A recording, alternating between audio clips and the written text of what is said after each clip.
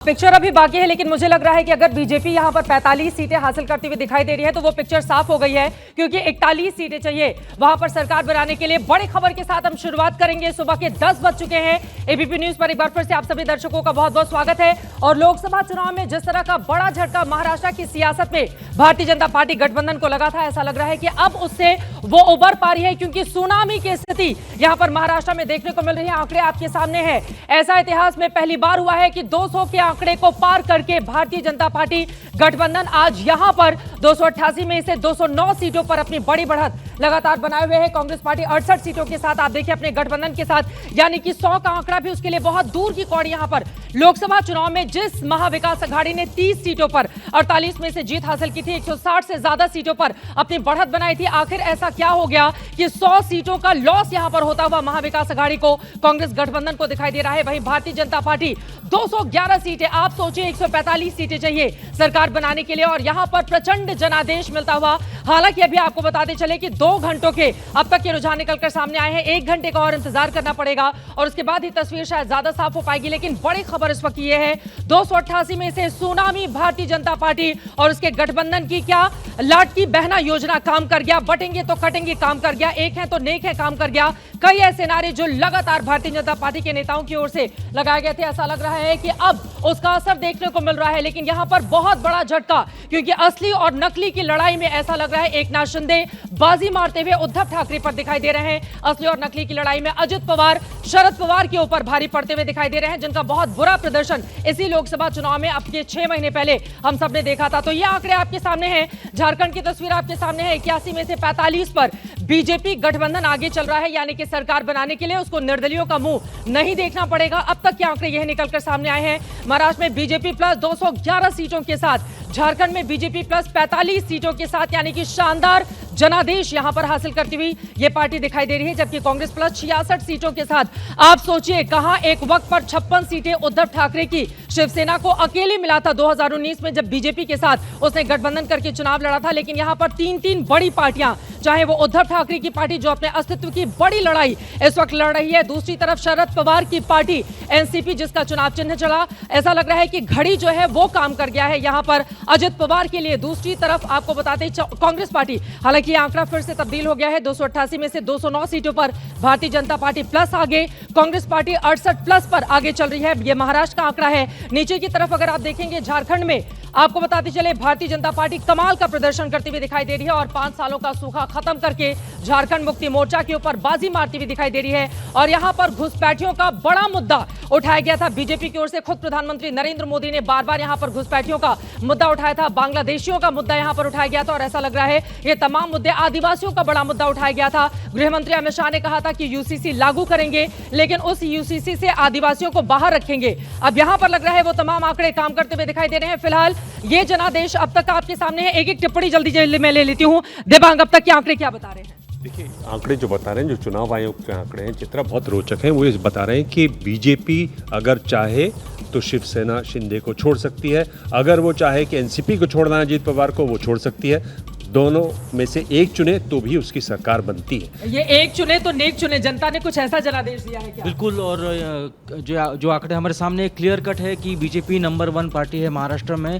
जो लोकसभा में हम जो दिखाई दे रहा था कि वो उनको की हालत उनकी खराब है, लेकिन इस इलेक्शन ने क्लियर साबित कर दिया है। और ये इसका पूरा श्रेय जो है बीजेपी के नेतृत्व को और आरएसएस की जो सहभागिता थी, जो अनिल जी बता रहे थे, मुझे लगता है कि वो मेन कारण है। बटेंगे तो कटेंगे का नारा काम कर गया बेटे? जरूर, सारे बीजेपी के सारे नारे, सारी रणनीतियां सब काम करती हुई दिख रही हैं। इसमें अब ये करने की जरूरत नहीं किसने ज़्यादा किया। देखिए, हम लोग 15 दिन से ये बहस कर रहे थे कि भारतीय जनता पार्टी अगर महायुति जीतती है तो मुख्यमंत्री किसका बनेगा। बिल्कुल। अब यहाँ तो साफ है, हमारे साथियों की कई राय थी कि भाजपा मुख्यमंत्री नहीं बना पाएगी, शिंदे नहीं बनने देंगे, अजित पवार नहीं बनने देंगे, वो तोड़ने का खतरा पैदा कर देंगे। लेकिन अब तो भाजपा का प्रदर्शन इतना अच्छा है कि भाजपा के मुख्यमंत्री के अलावा हम किसी और की कल्पना भी नहीं कर सकते। 2019 के बाद हमने देखा था 24 के जब लोकसभा चुनाव के रिजल्ट सामने आए थे, ऐसा कहा जा रहा था कि भारतीय जनता पार्टी की जो राजनीति है अब उसकी उल्टी गिनती शुरू हो गई है। लेकिन हरियाणा और उसके बाद महाराष्ट्र और हम देख रहे हैं झारखंड में भी ये जो उसका प्रचंड जनादेश अब तक के रुझानों में क्या बताता है? बिल्कुल, ये बात देखिए कि ये सिर्फ जीत नहीं है भाजपा की, ठीक अभी कुछ समय पहले ही हुई इतनी बड़ी हार के बाद इतनी बड़ी जीत, और ये ऐतिहासिक इस मायने में है कि महाराष्ट्र की पूरी राजनीति को हमेशा के लिए बदल देने वाली आप है। जीत मान रहे हैं या 1 घंटे? मुझे याद है 10 बजे तक लगातार वहां पर जलेबियां बंटनी शुरू हो गई थी जब हमने हरियाणा के इलेक्शन में देखा था। वो बात सही है, लेकिन लगातार शुरुआत से बढ़त बढ़ती जा रही है, और इसका अगर यही रहती है तो इसका संकेत बहुत बड़ा है। 5 पार्टियां और 2 जो प्रमुख वहां पे घराने थे वो 2-2 अलग अलग धड़ों में बट गए हैं। ये भाजपा के लिए सबसे अनुकूल स्थिति है। हिंदुत्व की वो अकेली पुरोधा वहां पे बन जाती है। पूरे महाराष्ट्र में पहली बार हिंदुत्व का इतना बड़ा परचम लहराएगा जिसकी वो अकेली दुकानदार है और कोई उसके टक्कर में नहीं। राखी जी, इतना बुरा प्रदर्शन आखिर क्यों है महाविकास अघाड़ी का? नहीं, ये देखिए, राजनीति कहते हैं कि रणनीति का खेल है। तो जिस तरह से महायुति ने रणनीति पर काम किया है, चाहे वो महिला जो लड़की बहन योजना जिसकी हम सब बात कर रहे हैं, आकाशवाणी सुन लेते हैं। बारामती से अजित पवार 15,245 वोट से आगे चल रहे हैं। और जैसा कि पहले से ही माना जा रहा था, और उनकी टीम आपको बताते चले जो लगातार काम कर रही थी बारामती से और अलग अलग हिस्सों पे जहां पर भी अजित पवार ने अपने कैंडिडेट उतारे थे, उनकी ओर से इस बारे में दावा किया गया कि बारामती से इस बार तमाम रिकॉर्ड वो तोड़ेंगे। लेकिन क्या ऐसा होगा, अजित पवार के लिए देखना दिलचस्प रहेगा। लेकिन अजित पवार के नाम के भी पोस्टर लगे थे कि मुख्यमंत्री दादा को बनाना चाहिए। अब तो बीजेपी बाजी मार ले जाएगी। नहीं, बट जहां तक वो पहुंचे हैं उसके लिए भी उनको बधाई देनी चाहिए। बीजेपी ने बहुत अच्छा प्रदर्शन किया है, और अब आगे भी देखना होगा कि इसमें किस तरह से वो कायम रहते हैं, ये देखने की बात। बीजेपी के अंदर वो कौन सा चुंबकीय आकर्षण है कि जनता एक बार फिर से उसको इसी तरह का जनादेश 2019 में हमने देखा था, सबसे बड़ी 105 सीटों के साथ वो पार्टी बनी थी, और इस बार तो क्लीन स्वीप हो गया है उसके लिए। हिंदुत्व, भारतीय जनता पार्टी कभी मूल से नहीं भटकी, और उसके उसी हिंदुत्व ने जिहाद को काट दिया। अभी हम बता रहे थे कि मतदान के पहले राहुल गांधी जी ने एक सेफ खोला, उससे पोस्टर निकाला। 2013 में एक फिल्म आई थी राजकुमार संतोषी की, फटा पोस्टर निकला हीरो, और उसमें देखिए 2 हीरो थे जिनको कांग्रेस हमेशा से कटघरे में। धारावी वाले मुद्दे पर तो लगातार कांग्रेस घेर रही थी ना। लेकिन 1999 में यही उद्धव ठाकरे भारतीय जनता पार्टी ने रीडेवलपमेंट का प्रस्ताव रखा था, और 2003-04 में पृथ्वीराज चौहान ने रीडेवलपमेंट का प्लान बनाया था। अरे लेकिन धारावी में अब तक 10 चुनाव हुए हैं, 8 पर कांग्रेस जीती है, वहां पर तो अब देखना दिलचस्प होगा। लेकिन ये बताइए आदेश, अब तक के जो आंकड़े सामने आए हैं, सुनामी यहाँ पर भारतीय जनता पार्टी गठबंधन की, वो 3 बड़े फैक्टर क्या रहे जो अब तक के रुझानों में उसको इतना प्रचंड जनादेश देते हुए दिखाई दे रहे हैं? देखिए, एक तो कास्ट सेंसस ने काम नहीं किया, जो राहुल गांधी लगातार संविधान सम्मेलन वहाँ पे कर रहे थे। बीजेपी का स्ट्रॉन्ग कमबैक है। दूसरा, मुझे लगता है कि जो एमवीए बार बार ये बात कहता था कि 2.5 साल पहले हमारा जो मैंडेट था वो चोरी कर लिया जनता ने, वो मतलब जनता ने जो मैंडेट दिया था, तो मुझे लगता है पब्लिक ने नकार दिया इसको। दूसरा, महाराष्ट्र की जनता को बधाई इस बात की कि 10-10 कैंडिडेट एक सीट पे थे, उसके बाद भी उन्होंने क्लियर कट मैंडेट दिया है। कोई हंग असेंबली नहीं है, कुछ नहीं है, साफ साफ दिखाई दे रहा है कि क्या हो रहा है। तो कई बार क्या होता है कि पब्लिक हो जाती है कंफ्यूज कि हम क्या करें अब। लेकिन यहाँ आप देखिए कि एलाइज जो है, जो कांग्रेस के एलाइज हैं और जो बीजेपी के एलाइज है, उनका भी अच्छा प्रदर्शन नहीं है। बीजेपी को एक तरफा मैंडेट देना, ये मुझे लगता है कि एक बहुत क्लियर कट मैसेज दिया है महाराष्ट्र की जनता ने कि भैया हम कंफ्यूज नहीं है। ठीक है, मतलब बीजेपी के लिए जो पीछे, क्योंकि पिछली बार मुझे याद है बार बार बीजेपी की ओर से ये आरोप लगाए जाते रहे कि उद्धव ठाकरे की पार्टी ने उनको धोखा दे दिया। प्रधानमंत्री नरेंद्र मोदी के चेहरे के सहारे वो चुनावी मैदान में गए, वहां पर शानदार जनादेश मिला, और बाद में पीठ में छुरा घोंप दिया। तो इस बार की जनता ने कह दिया है कि बीजेपी भैया 2 सहयोगी हैं, शिंदे और अजित पवार, उनका चेहरा नहीं देखना पड़ेगा। नहीं चित्रा जी, आपके महाराष्ट्र वाली बात से तो बिल्कुल मैं इत्तेफाक रखता हूँ। हम झारखंड पर, क्योंकि शुरू से मैं कह रहा हूँ कि जब से स्टूडियो में आया हूँ कि चुनाव 2 राज्यों में चल रहे हैं, हमारा पूरा फोकस महाराष्ट्र पर बार बार चला जाता है।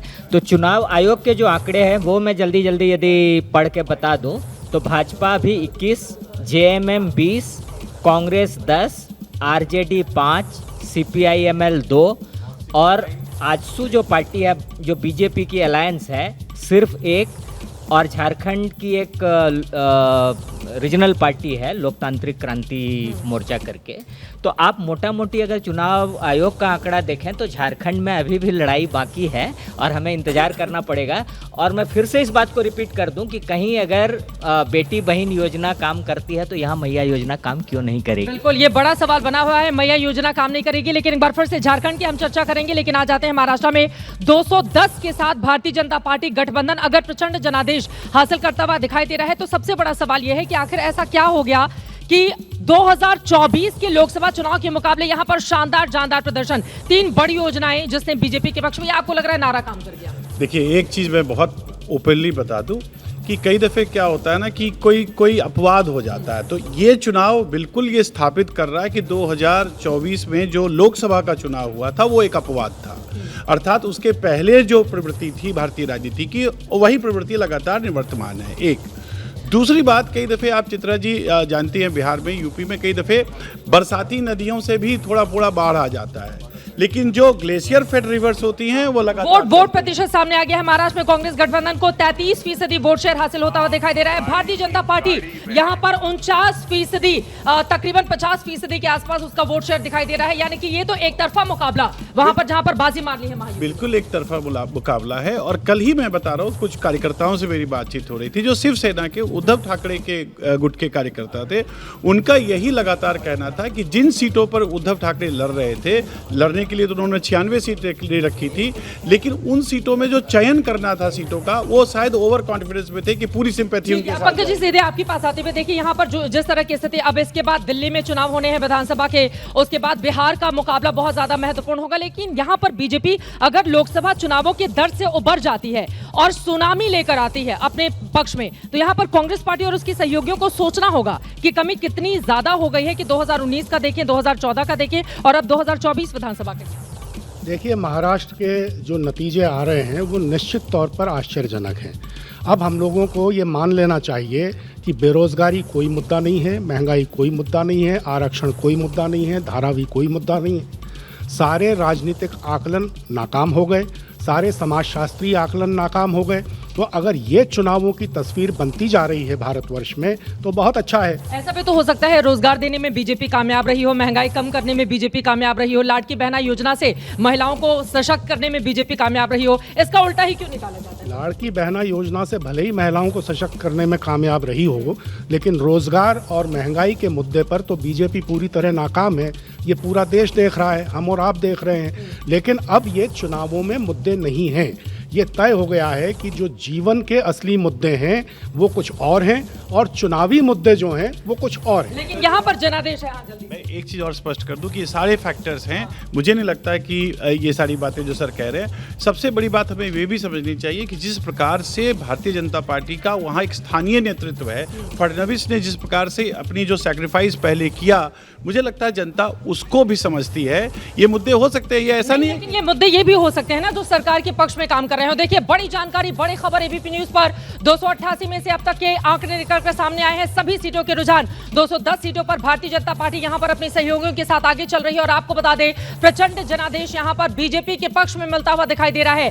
65+ के साथ कांग्रेस शरद पवार की पार्टी। आकाशवाणी। महाराष्ट्र के 27 मंत्रियों में से 23 आगे चल रहे हैं। और इस वक्त की बड़ी खबर है, महाराष्ट्र के 27 में से 23 मंत्री आगे चल रहे हैं, यानी कि शिंदे सरकार की ओर से जो कामकाज किए गए थे जनता उस पर मोहर लगाती हुई दिखाई दे रही है। देवेंद्र फडणवीस, अजित पवार की सरकार की ओर से जो कामकाज किए गए थे, और सिर्फ 4 ऐसे मंत्री हैं जो पीछे चल रहे हैं। और यहां पर आंकड़े देखिए महाराष्ट्र की सियासत के आंकड़े अपने आप में बेहद दिलचस्प है। और जिस तरह का मिजाज इस वक्त हम आपको दिखा रहे हैं, गेटवे ऑफ इंडिया हो, अलग अलग हिस्से हो महाराष्ट्र के, आपको बताते चले भारी तादाद में लोग वहां पर आते हैं अपनी शाम को बताने के लिए। लेकिन शाम आज की कम से कम महाविकास अघाड़ी के लिए कतई अच्छी नहीं रहने जा रही है, क्योंकि लोकसभा चुनाव के बाद उसने मान लिया था कि विधानसभा में प्रचंड जनादेश वो हासिल करेगी। लेकिन यहां पर भारतीय जनता पार्टी का नारा, उसकी डबल इंजन की सरकार, एक है तो नेक है का मुद्दा शिवाजी की मूर्ति टूटने को लेकर लगातार बड़ा मुद्दा बनाया गया था यहां पर विपक्षी दलों की ओर से। लेकिन प्रधानमंत्री ने माफी मांगी, मुख्यमंत्री ने माफी मांगी, देवेंद्र फडणवीस ने माफी मांगी, अजित पवार ने माफी मांगी, और ऐसा लग रहा है कि शिवाजी का आशीर्वाद भी यहां पर महायुति को मिलता हुआ दिखाई दे रहा है। अब तक के जो आंकड़े सामने आए हैं, चाहे झारखंड की 81 सीटें हो, वहां पर भी बीजेपी गठबंधन के साथ प्रचंड जनादेश हासिल करता हुआ नजर आ रहा है। और यहां पर देखेंगे महाराष्ट्र में तो शानदार और कमाल का प्रदर्शन। झारखंड में लोकसभा चुनाव में बीजेपी ने अच्छा किया था, लेकिन लोकसभा चुनाव में महाराष्ट्र में बहुत बुरा प्रदर्शन यहां पर किया था। और इस वक्त आपको बताते चले, महाराष्ट्र के बड़े आंकड़े निकलकर सामने आ रहे हैं। BJP plus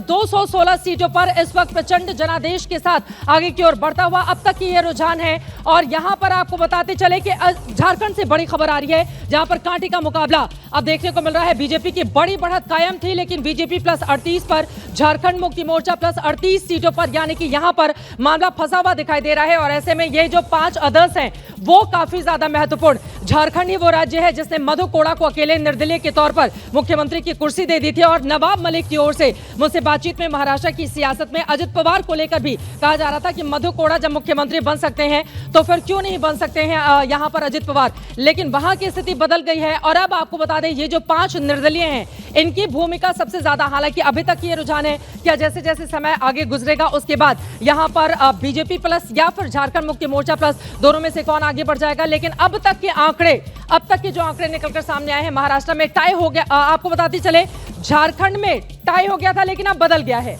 Jharkhand Mukti Morcha plus 41 पर आप बता रहे थे यहाँ पर, एक बार झारखंड के आंकड़े बताइए। झारखंड का पूरा आंकड़ा मैं बता दिया था अभी आपको थोड़ी देर पहले, उससे और बेहतर हो गए हैं। 62 झारखंड मुक्ति मोर्चा के लिए बेहतर, झारखंड मुक्ति मोर्चा 27 और भारतीय जनता पार्टी 23, जो चुनाव आयोग के आंकड़े बता रहे थे। लेकिन अभी जो हमारे रिपोर्टर्स बता रहे हैं यहाँ पर, जल्दी से बता दें, झारखंड मुक्ति मोर्चा जेएमएम वहां पर 41 सीटों के साथ आगे निकल गया है और भारतीय जनता पार्टी पीछे रह गई है। झारखंड का ये आंकड़ा बता रहे हैं। एबीपी वो महिलाओं के लिए जो योजना है ऐसा लग रहा है यहाँ पर काम कर रही है। मैं वही कह रहा हूँ, एबीपी बहुत स्टैब्लिश चैनल है और इससे कोई फर्क नहीं पड़ता है, ये आंकड़े ऊपर नीचे होते रहते हैं। इसलिए मैंने अभी जो इलेक्शन कमीशन ऑफ इंडिया का जो ऑफिशियल आंकड़ा मैंने पढ़ दिया था पार्टी वाइज, तो मैं यही कह रहा हूँ। और शुरू से मैं जब स्टूडियो में आया तब से मैं ये आर्ग्यू कर रहा हूँ कि एक जगह कोई स्कीम चलेगी तो दूसरी जगह क्यों नहीं चलेगी। तो आपको लग रहा है कि वो स्कीम यहाँ के लिए काम कर गई है हेमंत सोरेन? पहला। दूसरा कि हेमंत सोरेन को मैं वर्दी सन ऑफ अ वर्दी लीडर मानता हूँ, पहले भी आर्ग्यू करता हूँ। तो जब जेल से वो निकले तो लगा अचानक से कि शिबू सोरेन निकल आया। अपना लुक चेंज कर लिया था उन्होंने, दाढ़ी बढ़ा ली थी, बाल बड़े। दूसरी बात, तो ये काम सिर्फ प्रशांत किशोर नहीं करवाते हैं, लीडर खुद बहुत इंटेलिजेंट होते हैं, वो खुद करते हैं। दूसरी बात, मेकओवर कर लेते हैं अपने लोग का। लोग से कहाँ वोट मिलते हैं? उनकी योजनाओं पर जनता वोट करेगी या बैठ के उनके लोग पर वोट? चित्रा मैडम, आप आगे की बात बहुत इंपॉर्टेंट। और इस वक्त की बड़ी खबर आपको बता दें, झारखंड में आंकड़ा तेजी से बदला है। 81 में से 48 और झारखंड मुक्ति मोर्चा यहाँ पर बहुमत से आगे बढ़ चुका है। अब तक के रुझानों में निकलकर सामने आया है झारखंड मुक्ति मोर्चा बहुमत पे आगे निकल गया है। भारतीय जनता पार्टी गठबंधन यहाँ पे काफी ज्यादा पीछे, यानी कि जो नारे ऐसा लग रहा था, देखिए आंकड़े बदल रहे हैं और इसी वजह से किसके पक्ष में किन आंकड़ों ने काम किया उसका लगातार हम यहाँ पर जिक्र कर रहे हैं। झारखंड मुक्ति मोर्चा प्लस इस वक्त रुझानों में बहुमत के आंकड़े को क्रॉस कर गया है। बड़ा सवाल यह है, हेमंत सोरेन जेल से बाहर निकले, उनकी ओर से कोशिशें की गई, क्या सहानुभूति वोट उनकी तरफ मिला है? महिलाओं के लिए जिन योजनाओं का ऐलान उनकी ओर से किया गया था, क्या उसने काम कर दिया है? और यहाँ पर आदिवासी वोटर जो एक बहुत बड़ा फैक्टर झारखंड की सियासत में है, क्या उसने हेमंत सोरेन की पार्टी को यहाँ पर लाकर खड़ा कर दिया है? हालांकि आपको बताते चले कि आंकड़े झारखंड के काफी तेजी से बदल रहे हैं, लेकिन आप कह रहे हैं कि चुनाव आयोग के आंकड़ों में झारखंड मुक्ति मोर्चा लगातार सुबह से बढ़त बनाए हुए है और हमारे वहां तो प्रचंड जनादेश अब तक के आंकड़ों में। शुरू से मैं ये कुछ आर्ग्यू कर रहा हूँ, उसके कुछ बेसिस हैं। क्योंकि हम लोग यूनिवर्सिटी में पढ़ाते हैं तो बिल्कुल हवा में बहने वाली बातें नहीं करते हैं। तो जो आंकड़े आ रहे हैं, कई बार मुद्दे हवा में बह जाते हैं सर। कोई बात नहीं चित्रा मैडम, आपके शो में पहले मैं जब आज तक मैं थी तब भी, मैं आज जो आर्ग्यू कर रहा हूँ बहुत इंपॉर्टेंट बात है कि हेमंत सोरेन के साथ एक वेंडेटा पॉलिटिक्स का मैसेज गया जनता के बीच। आदिवासी राष्ट्रपति आपने बनाया, भारतीय जनता पार्टी ने, एक इम्पॉर्टेंट मैसेज है। But at the same time चूंकि उनको वो मिला, बेल मिला और फिर वो वापस आए, फिर चंपई सोरेन उधर चले गए। लेकिन पूरे झारखंड में, मैं फिर से बोल रहा हूँ, कई आदिवासी ग्रुप हैं, मुंडा हैं, उरांव हैं, लेकिन ये हम जानते हैं लेकिन कि नहीं, आखिरी बात, शिबू सोरेन को लेकर एक अलग स्थिति। इनका जो मोस्ट प्रोबेबल सीएम कैंडिडेट है बाबूलाल मरांडी, जिसको किसी जमाने में उन्होंने शिबू सोरेन को चुनाव हराया था, तो वो नेक्स्ट जनरेशन, वो शिबू सोरेन वाले। अब चले जरा महाराष्ट्र पे, ठीक है, बड़ी खबर आपने की है। बड़ी खबर झारखंड में आपको बताते चले, झारखंड मुक्ति मोर्चा शानदार प्रदर्शन करते हुए अब तक के रुझानों में एक बार फिर से लौट आते हैं महाराष्ट्र में सुनामी भारतीय जनता पार्टी की देखने को मिल रही है और सबसे बुरा प्रदर्शन शरद पवार की पार्टी का इस वक्त देखने को मिल रहा है। घड़ी जो शरद पवार की चुनाव चिन्ह रहा है, ऐसा लग रहा है कि वो टाइम अजित पवार के लिए काफी अच्छा चल रहा है। शरद पवार और उनकी पार्टी के लिए बुरा प्रदर्शन इस वक्त अब तक के जितने भी रुझान निकलकर सामने आए। हालांकि अगले 1 घंटे में तस्वीर और ज्यादा साफ हो जाएगी, लेकिन जल्दी से एक नजर डाल लेते हैं और यहाँ पर ब्रेकअप आपको दिखाएंगे कि किसको कितनी सीटें जाती हुई दिखाई दे रही हैं। और यहाँ पर आप देखेंगे संगमेर से कांग्रेस के बाला साहब थोराट पीछे हो गए हैं। बड़ी खबर इसकी, करजेत से, जामखेड़ से एनसीपी शरद के रोहित पवार भी पीछे हो गए हैं। संगमेर से कांग्रेस के बाला साहब थोराट पीछे चल रहे हैं, नंबर एक बार फिर से बदल गया है। 288 में से बीजेपी प्लस 219 सीटों पर आगे, कांग्रेस प्लस 56 तो पिछली बार उद्धव ठाकरे की ही पार्टी को मिल गई थी 2019 के विधानसभा चुनाव में। लेकिन लेकिन देखिए अब तक 56 जो मुंबई से फिल्म निकलकर सामने आई थी एक अलग संदर्भ में बनाई गई थी, लेकिन 56 पर आकर सुई यहां पर अटक गई है कांग्रेस पार्टी प्लस को और भारतीय जनता पार्टी 219 पर। क्या हम ब्रेकअप देख सकते हैं?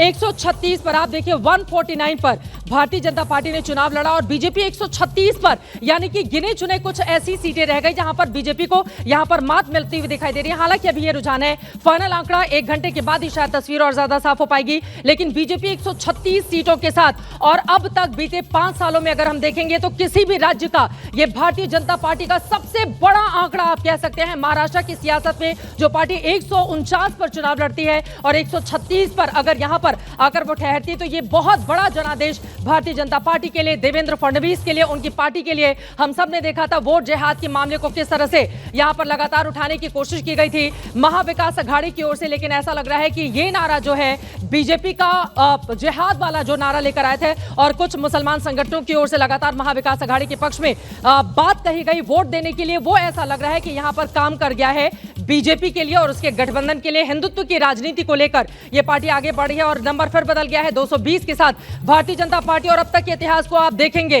शिवसेना के साथ मिलकर जब तक बीजेपी ने चुनाव लड़ा, चाहे वो उद्धव ठाकरे की, बाला साहब ठाकरे की शिवसेना हो या फिर मौजूदा शिंदे गुट की, अब तक का ये सबसे शानदार, जानदार और कामयाब प्रदर्शन बीजेपी प्लस का आपको दिखाई दे रहा है। बीजेपी ने महाराष्ट्र में अपने दम पर न सिर्फ शतक लगाया है बल्कि 137 सीटों के साथ प्रचंड जनादेश अकेले अपने बलबूते 149 सीटों पर लड़ने वाली भारतीय जनता पार्टी 137 सीटों के साथ आकर एक तरह की सुनामी आप इसको कह सकते हैं। शिवसेना शिंदे गुट कमाल का प्रदर्शन करता हुआ और दोनों में आप देखेंगे असली और नकली शिवसेना की अगर बात करें तो यहां पर शिवसेना शिंदे गुट कमाल का प्रदर्शन करते हुए 50 के साथ और शिवसेना उद्धव गुट सिर्फ 16 सीटों के साथ। शिवसेना उद्धव गुट के लिए यह बुरा प्रदर्शन कहा जाएगा। एनसीपी शरद पवार जो कांग्रेस गठबंधन में सबसे कम सीटों पर चुनाव लड़ा था उसके लिए और ज्यादा बुरा प्रदर्शन, 10 के आंकड़े को बमुश्किल से छुआ है शरद पवार की पार्टी ने, जबकि अजित पवार को अगर आप देखेंगे तो 33 सीटों के साथ। अब यहां पर जल्दी से एक चर्चा कर लेते हैं कि क्या भारतीय जनता पार्टी, अब तो कोई दिक्कत होगी नहीं, अब तो बीजेपी दिव्यांग बना लेगी अपना मुख्यमंत्री, तो लॉटरी किसके लगेगी ये बताइए। बिल्कुल जरूर बना लेगी। देखिए वो अगर कोई भी ना नुकुर करे तो उन दोनों में से एक पार्टनर चुने तो भी सरकार बन जाती है।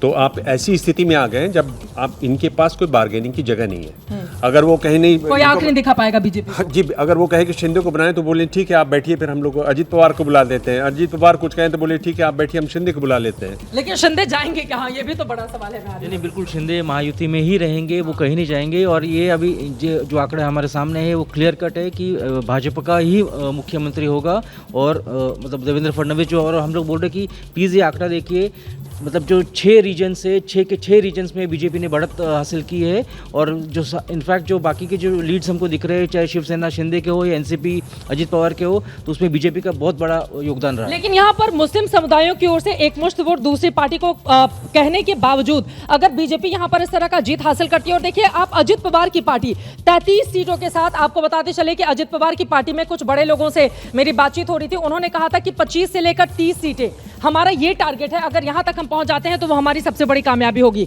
और अब तक के आंकड़े बता रहे हैं 35 सीटों पर अजित पवार की पार्टी का। देखिए क्या आंकड़ा 1952 से आज तक जितने भी चुनाव हुए हैं उसमें वही पार्टी चुनाव जीतती है जिसको हिंदू बहुमत में वोट देते हैं।